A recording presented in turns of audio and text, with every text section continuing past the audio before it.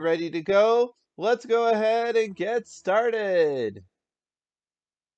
Exercise number 1 is description pumps. Yes, we're going to go ahead and we're going to look at these images and we're going to try to describe them as best as we can with as many adjectives or adverbs, whatever we want to use.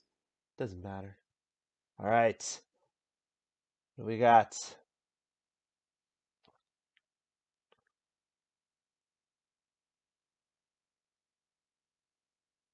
See the shining light, the flapping fronds, the vibrant sun,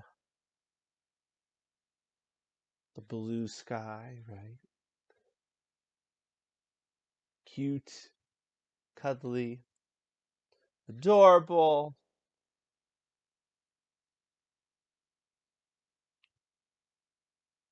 soft, stanky. I like that. Go another direction.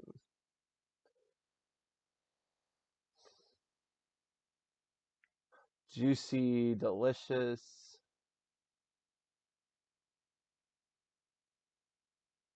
I like those different textures going on there.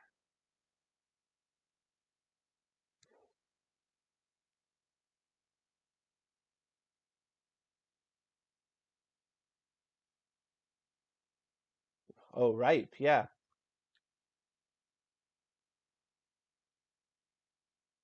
Connections, yeah. The matrix. Network. Web.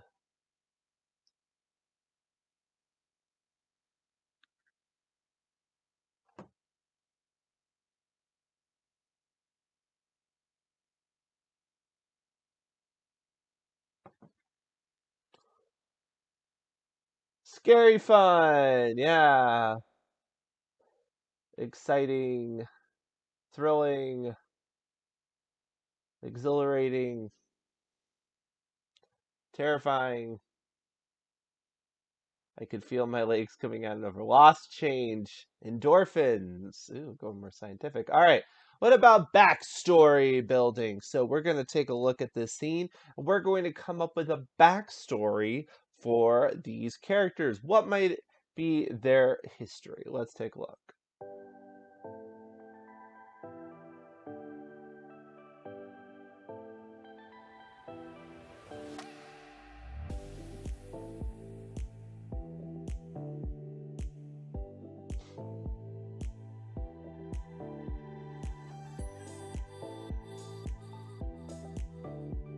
A dancer working as a maid. Yeah, maybe she wants to be a dancer, but in the meantime, she's just working.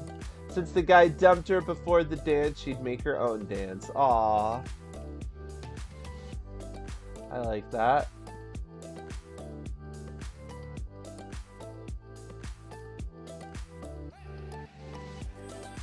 And maybe she actually has some sort of secret ability, if you want to go fantasy with it, right? She's dancing around and there's some sort of implications to that. She dumped the body of her ex. Wait, what was that? She just dumped the body of her ex and is bleaching the floor dancing to Vivaldi. Wow, very sinister. How to lose yourself in house cleaning. Somebody who's making their own reality. Or maybe they're under some sort of mind control, right? They're listening to it and it's some sort of involuntary response. All right, exercise number 3, perspective pump. So we're going to take a look at this scene and we're going to try to think of different perspectives. So maybe positive perspective or negative perspective, or let's take a look.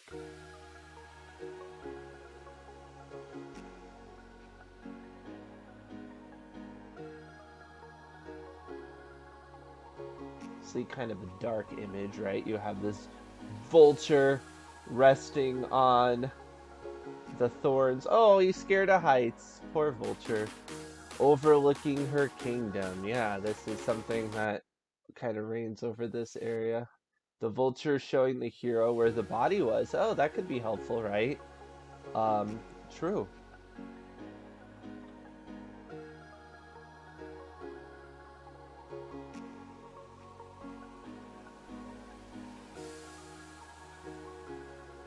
maybe the vulture is the hero. So fluffy, I know. It's kind of cute being a vulture and all that.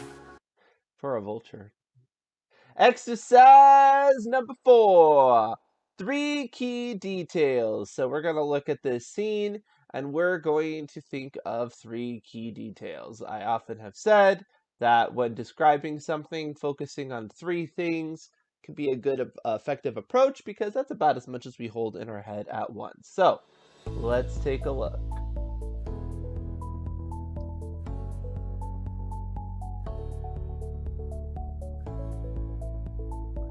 Storm on the horizon. Yeah, that is something I noticed.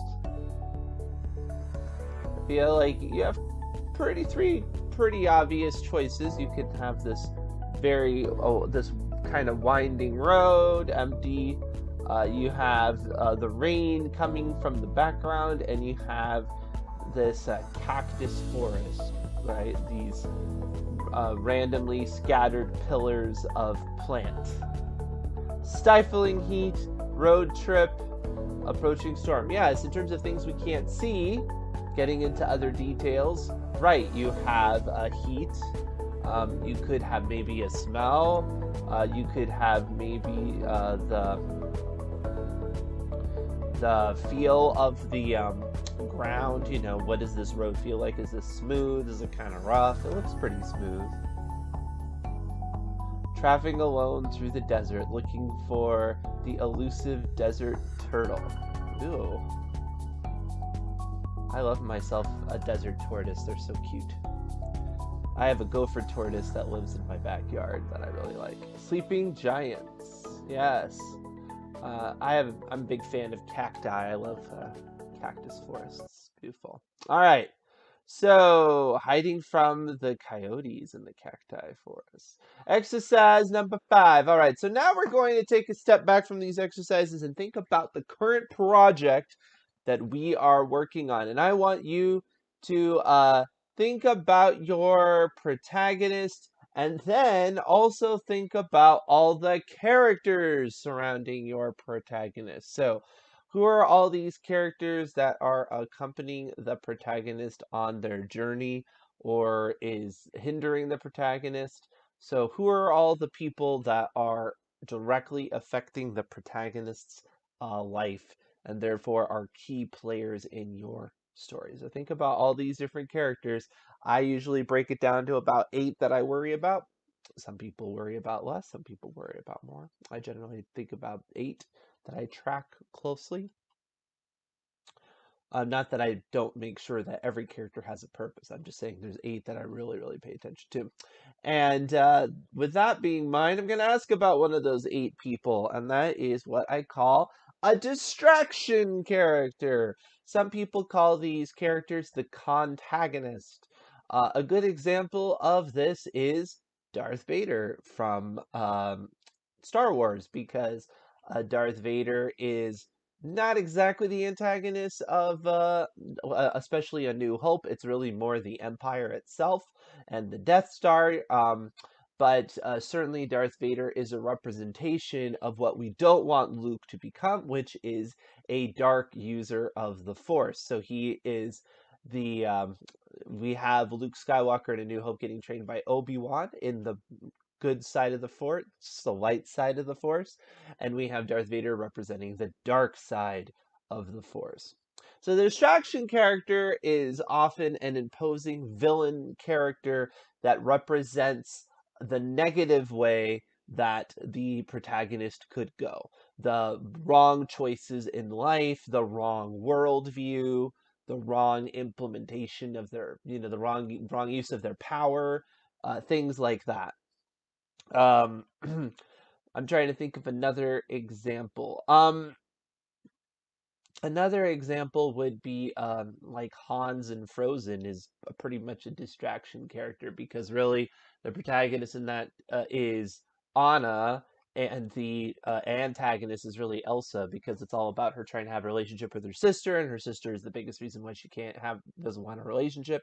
And Hans represents her just finding love kind of randomly through somebody who's strange because she is just so desperate for love she's willing to settle for anybody. Would I say that in the science of the name? You know what? I would have to study that a bit more. I am not as familiar with that work to be able to answer that question. Sorry. I think it's possible that you are correct. Yeah, I think it's possible that you are correct from what I remember about that story. That seems correct. Uh, uh, um, uh, so anyway, yeah, you often have the character. One way you know that it whether or not you have a distraction character or whether or not a story has a distraction character is think about the villain and whether or not the villain is directly cross purposes to the protagonist. And that's not always the case.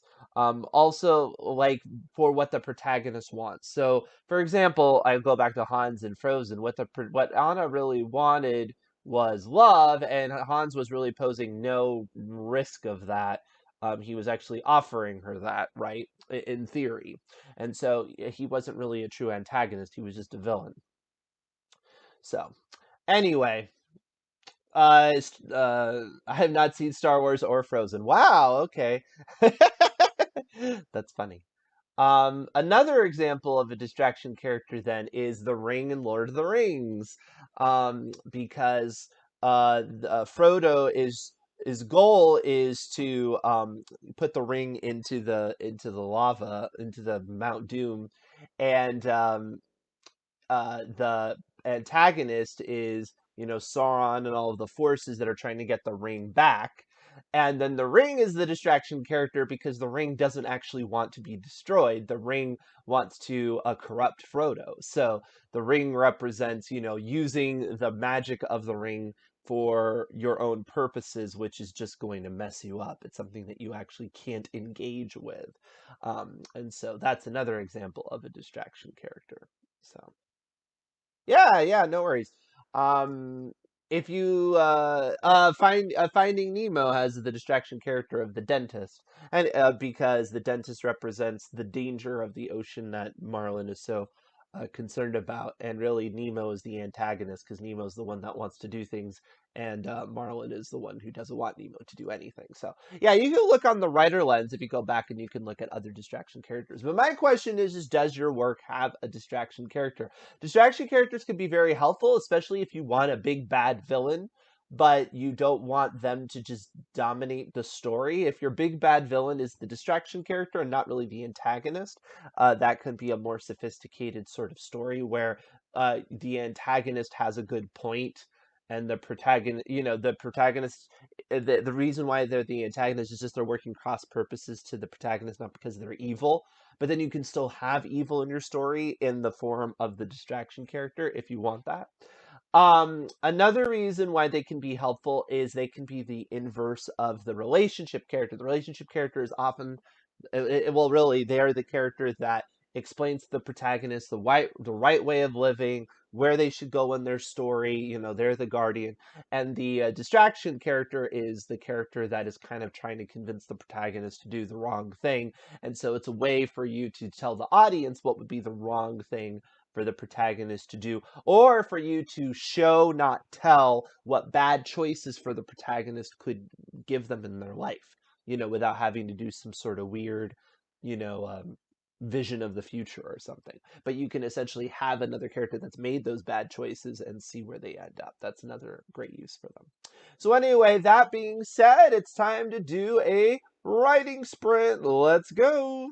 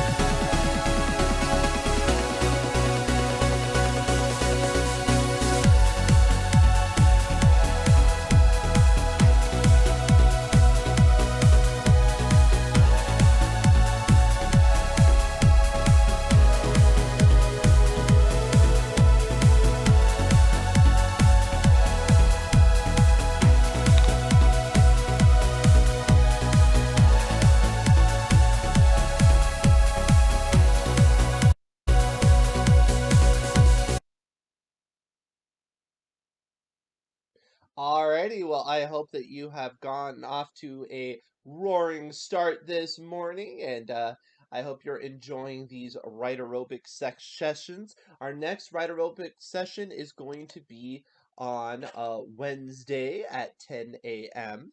Now, tomorrow we are going to have a fireside chat at 1 o'clock, and it's going to be with Carrie Jade Williams, and Beth always does a terrific job with those interviews, so I am sure that'll be great to check out. So check that out.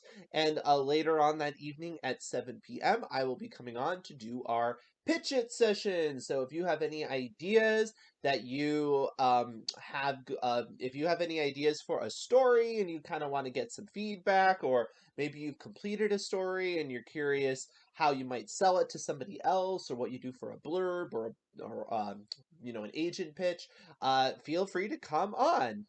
Oh, you are very welcome, everybody. I'm glad you've enjoyed. I will be back, like I said, on Wednesday. We do it Monday, Wednesdays, and Fridays, and it's a great way to get you started. All right, you have a great day, okay? Bye, everybody.